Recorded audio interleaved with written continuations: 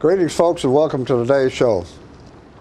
We want to talk about school boards, and the reason primarily is because we've got an election coming up, and in Tullahoma we have two members who are whose terms are up, and so we're going to have an election and get two new members, or in the case of one of them, a re-election of an existing one.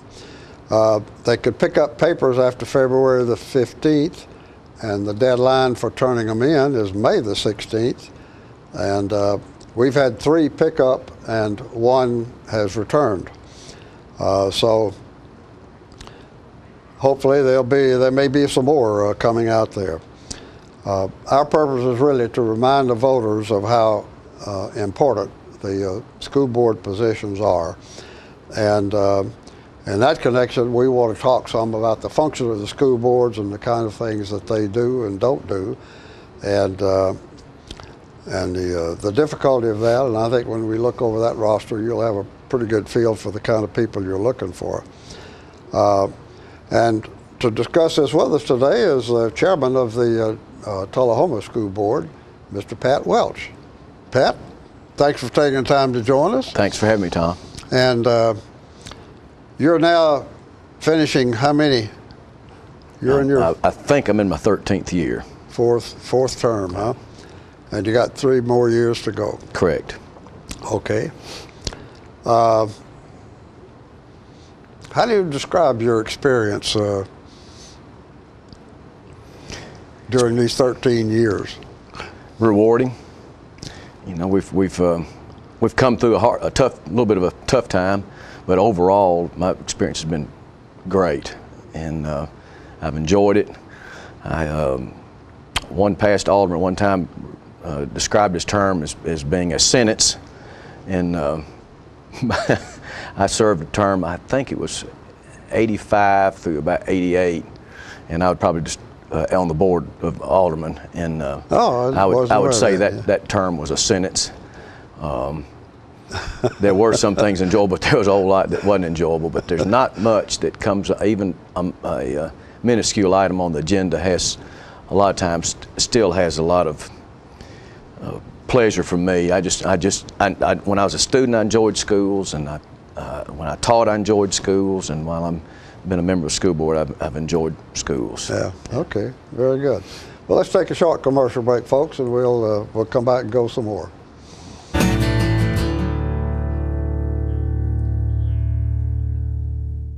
The highest standard of trust offers a sense of safety and comfort. It's established over time. You know when you see it. You know when you feel it. There's a standard of trust in healthcare. It's the Joint Commission Gold Seal of Approval. In 2003, Life Care Center of Tullahoma voluntarily achieved this accreditation and maintains it still today. Life Care, meeting a higher standard because residents matter most. Let the Smokehouse be your mountain getaway destination in beautiful Monteagle, Tennessee. Enjoy our cabins, restaurant, and old general store. Shop thesmokehouse.com, featuring homemade barbecue sauces, jellies, and many other fine Tennessee products. Our live Music on the Mountain series features some of the best local and Nashville talent every Friday and Saturday night, 6:30 p.m. No cover, kids welcome.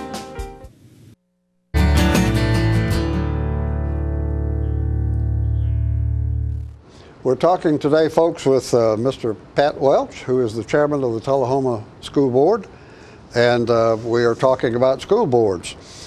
And it's I ventured that I think this is the school board member is probably the most important elected job in town, with the possible exception of the mayor.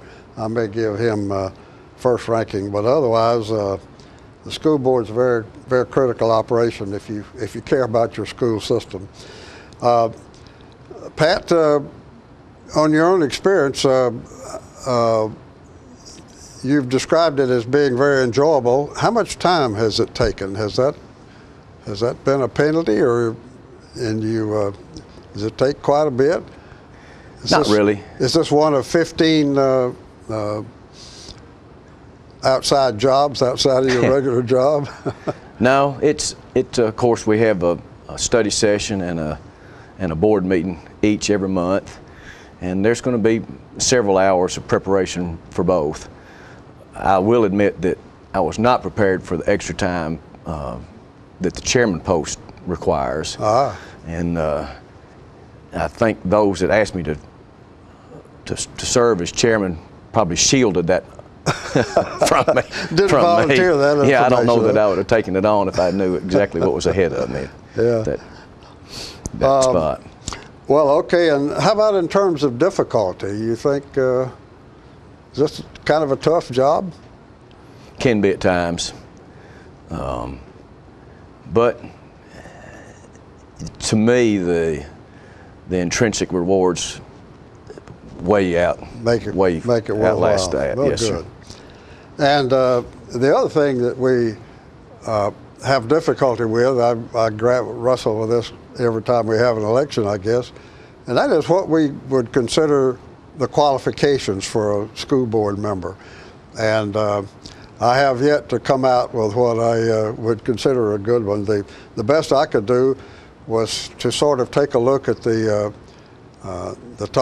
Tennessee School Board Association curriculum, which, by the way, we need to mention, you're required to, by state law, to do, I think, seven hours a year, at least the first year, and then there's some more after that. Tom, if you don't make those requirements, you'll get a letter, and the system will get a letter. And if you haven't, they give you a certain amount of time to get your continued education hours up, and if they're not, the school system's penalized financially. So financially? Yeah. Wow. So you need to go to, not just as a, because it's a statutory requirement, it makes you a better school board member, and ultimately that's what everybody wants to be. Well, it was an interesting roster. You know, I went through some of their qualifications and or some of the curricula in the school you're required to go to, and one of the things I guess we're real aware it's there, but yet we don't talk about it much either, and that's what the board's responsibility is for finance, for the income. And the fact that you have to get around and meet and beat up with a lot of folks in order to make sure you're getting the money you need. Right. And that's a chore. And in Tullahoma, I think the school board budget is larger than the city's budget. And so that's, and it's not, I don't believe it's quite, but it's a big, it's a big budget. Neck and neck, yeah. It's a big budget for a system in the South. I've got a son that's just started working in New Jersey, and he's working for Merck, and so I began to look before they sent him to the lab he's working at, and I thought he was going to go to a place called White Station, I think, where the corporate headquarters for Merck is in New Jersey, and looked up their school system, and their budget, our budget is mid-20s for 4 elementaries, 2 middles, and a high school, of course. The budget for their high school there, which had about the same enrollment that we have, was over $53 million. So and they're paying higher taxes there, but they've made a commitment to education. And when you do that, then I got online for that when I found out that budget, and I wanted to see what their curriculum was. Well, they had AP courses, had about 30 AP courses, and they had courses such as African and Asian literature. That was had an AP equivalent to it. You know, it was amazing. Yeah. So I have a hard time apologizing for the Tullahoma's budget when I know there's places in the country that have a whole lot more budget on a high school, twice the budget on a high school that we have our whole system. Well, it's kind of interesting. I have a good friend who moved here several years ago who had been living in Indiana for a number of years. He was amazed when he came here and found out that our school board had to go to the city for money instead of being able to generate their own tax revenue. Right. Now I can't remember the term for that type of system. There are a few in Tennessee, but that had some people in Tennessee a little bit nervous, so they put a moratorium on them, and that did not. The state has not allowed any more of those to come forth, and at times there'd be a lobbying effort from the School Board Association to try to open that back up. But I'm not coming here today to lobby for Tullahoma to jump right into that. You're not sure you'd want to job? Yeah, I don't want to be the leader of that, probably. Having a set tax level, huh? Yeah. And being an advocate for children, that's and that gets back to the importance of education for the kids. And we were just discussing. If that's not everybody's on the board's #1 goal, or a candidate's #1 goal, they shouldn't be there. Well, that's a good point. Yeah. #1 goal, and I know one inclination is for some people to get mad enough about some particular issue that they decide to go on the school board and fix it, and that really distorts their outlook. That needs to be way down the list in the agenda. Yeah, the first item on the list is to have an excellent education system for them, and for each child. Yeah, how about, and I think a lot of people overlook the fact, especially if they've got some gripe with the school system, they may go to their board member and expect that to get straightened out. But I think that's, we don't quite realize that that's not your job. No, it's not. You don't run the school system. Our job is as a board is to set policy, and the administration's job is to carry out that policy, right, and do the day-to-day running of the schools, and we've talked before of our sole really responsibility is to hire the superintendent, and well, there's another. We do also once a year either okay or not okay a list of tenured positions that are brought to us by the principals, who then that's okayed then by the administration staff. Well, in addition to hiring the guy, one of the other important chores is evaluating how he's doing. I mean, correct. You set the requirements for the system, correct, and he's supposed to get those implemented, and so you come back. And I remember we had an interesting situation where I don't know, are they required to evaluate? Are you required to evaluate individually, or because I noticed we've had one instance where one of the school board members did not turn in an evaluation in connection with the but that's got to obviously. And I'm not sure if there's a statutory requirement that the board. I would hope that there is, but I don't know that that's hanging. That clearly is the way you. Yeah, and the board. The board I know has those that are doing the evaluation have the right to set up the evaluation standards and what kind of model you're using, that type of thing. Well, and that says, it's your purpose to set policy and to decide what you're trying to get the school system to accomplish.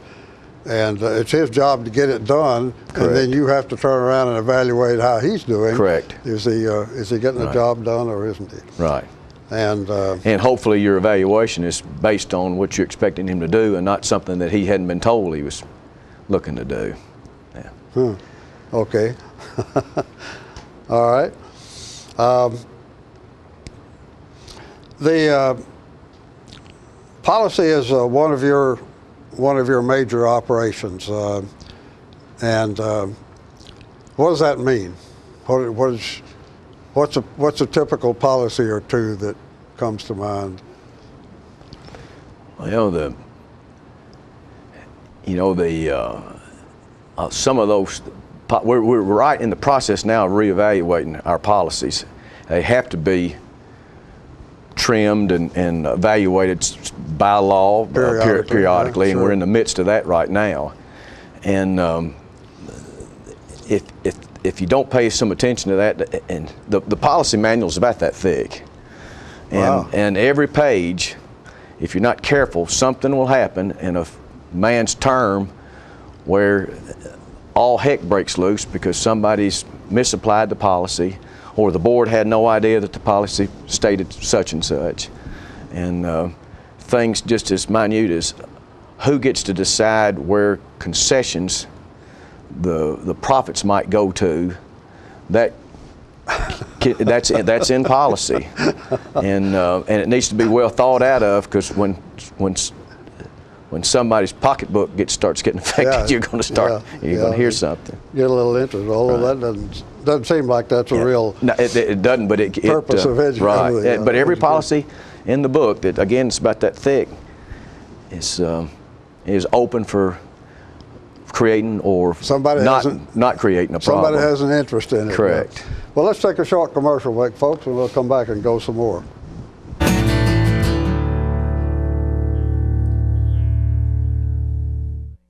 Who needs this modern world? I can live just fine out here without the road rage and boy bands. Of course, I might miss my Charter HD with football on ESPN and Walking Dead on AMC. ESPN and AMC. And, well, Shark Week on Discovery HD. But that's all. AMC, ESPN, Discovery, TBS, and Comedy Central HD. But that's it. Except for HBO HD. Charter now has over 100 HD channels and more brilliant HD shows on demand than ever.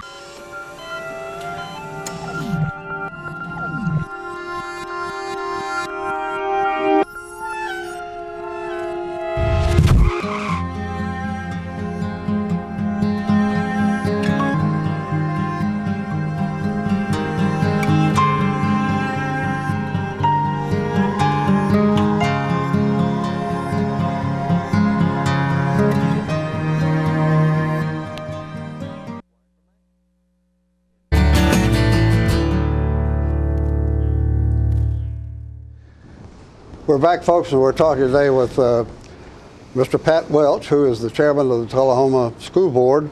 And as I said in the beginning, our purpose is really to try to clarify for the voters the importance of the school board, and which is individual school board members, and what sort of things they have to be capable of handling and interested in handling. And because we do have an election coming up, we have 2 members of our 7-member board are up for re-election this year. Well, I noticed that one of the items that we were talking about, the things that are on the Tennessee School Board Association curriculum for the school you have to go to. Another one was a vision for excellence. And which kind of raises the question, you know, do you, I'm not sure how you go about deciding where you want to be in 5, 10 years. I think you said you have a 5. They're normally set up, most places do it, and I feel like ours are set up during retreats. And retreats? Get together as a group and really brainstorm and be a lot more worried about the long-term decisions and a long-term vision instead of minute day-to-day items. If we don't, of course, we don't have a bus system here, but instead of being more, if we did, instead of being concentrating for an hour on when the bus is going to get to point A and who's going to get picked up then, instead of being worried about that type of minute thing, being worried about what do we want our graduates to look like in 10 years, and if they need more math, how are we going to incrementally get to that level? That's a whole lot more important than these minute things, and sometimes we get wore down on the small items. Yeah, that's a good point. So really you need to be looking ahead 5 or 10 years, or maybe even a little longer, in terms of what kind of education you're producing out the other end. Right.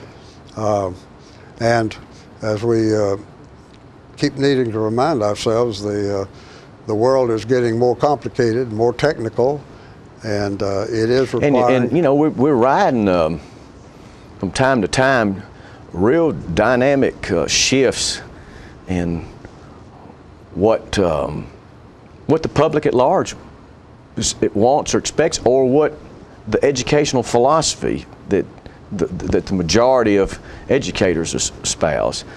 When John Gray's out right across from us there, when he was in school, I really think that the idea that and he's not a whole lot older than I am, but the country's drive to catch up with the Russians when they launched the Sputnik, the first satellite, and the man on the moon by '69, it influenced the whole country.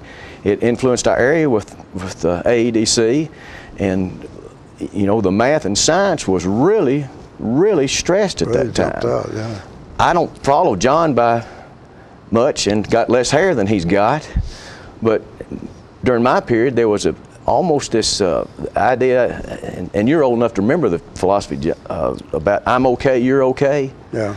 That was prevalent enough to where the whole English department went out to California and they came back with what they called living curriculum. And I hate to say it, and this is not a slam at our system at that time, because we were just as acclaimed and just as our excellence was recognized just as much then as it is now. But I never wrote a term paper while I was in high school. Now, I drew a lot of posters about the Red Badge of Courage and the Scarlet Letter and those type of things, but I never wrote a term paper. And you know, when I look back at what my kids did in English, I'm a little bit jealous of what they got at the high school. But that really is nothing but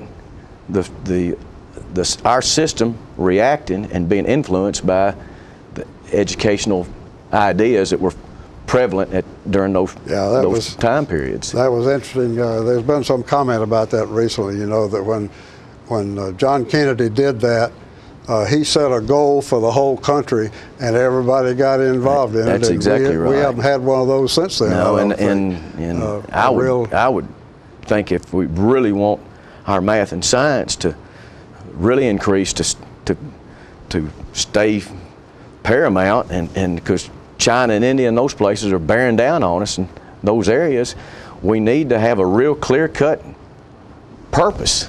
And when he said we're going to put a man on the moon in 1969, that was one part, but the other part was fear that you couldn't keep up with the other guys' missiles. Yeah. And hopefully, I'm sure not advocating that our number one thing is to avoid war or to gauge war. That's certainly not what I'm saying, but we don't have a national sense of purpose for education that was prevalent when John Gray was in school in the '60s, that's for sure. Well, it's a question of where we sit in terms of the world order, isn't it? And this country has really been number one kind of since World War II. Right. But the possibility exists now that may not continue, and that's our challenge. You know, who do we want to be, and how much influence do we want to have in the world? And it's pretty incredible. Well, let's get back to a mundane subject or two.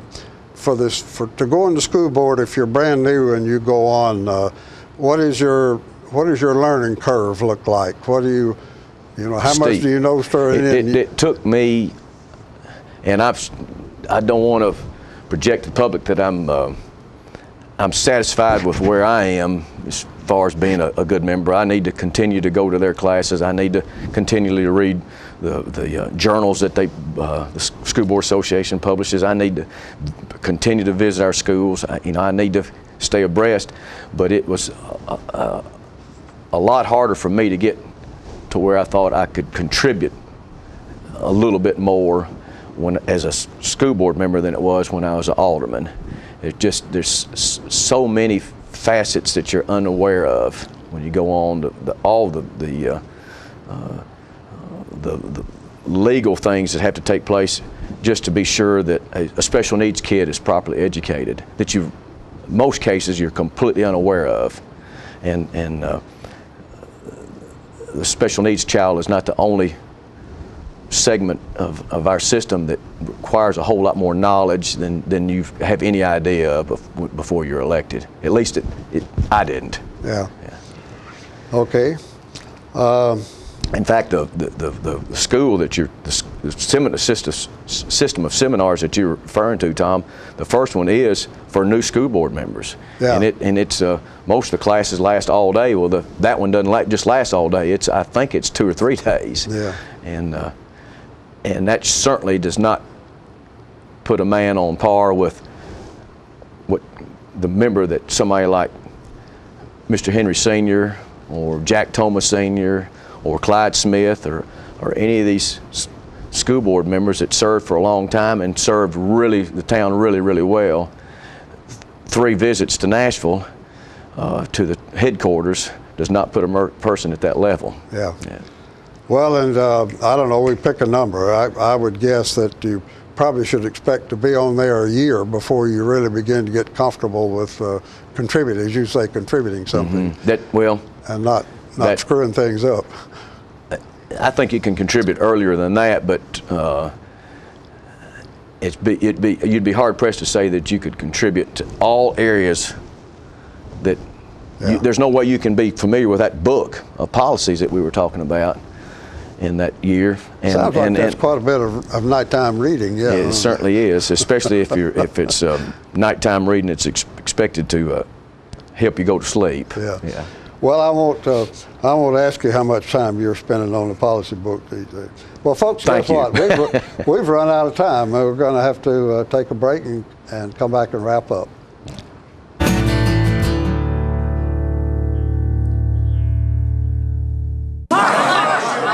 Mark, you've won just about everything there is to win in racing. What's next? I'd like more people to know about ER Extra. The emergency room at Harton Regional Medical Center? I just want them to get the best care they can get. That just gets me right here, Mark. Maybe you'd like to pay them a visit. ER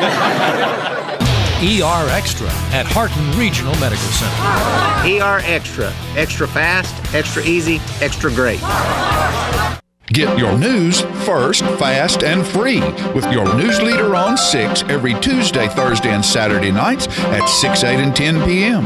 Local weather, sports, community calendar events, and a comprehensive look at the latest news stories and news makers as only a video news broadcast can do. Get it first, fast, and free with News Leader on Channel 6, your local information network.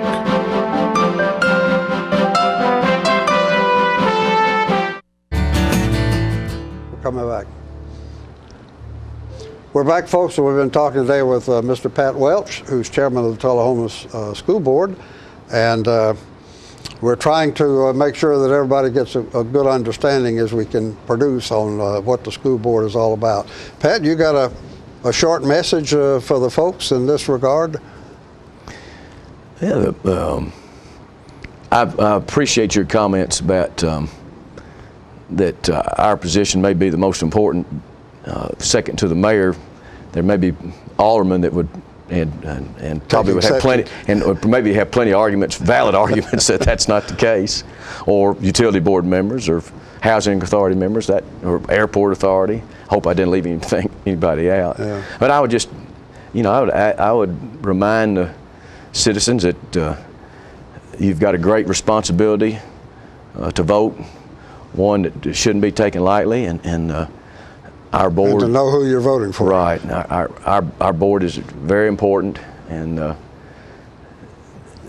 evaluate the candidates. I'm sure you'll have all of them here. Okay.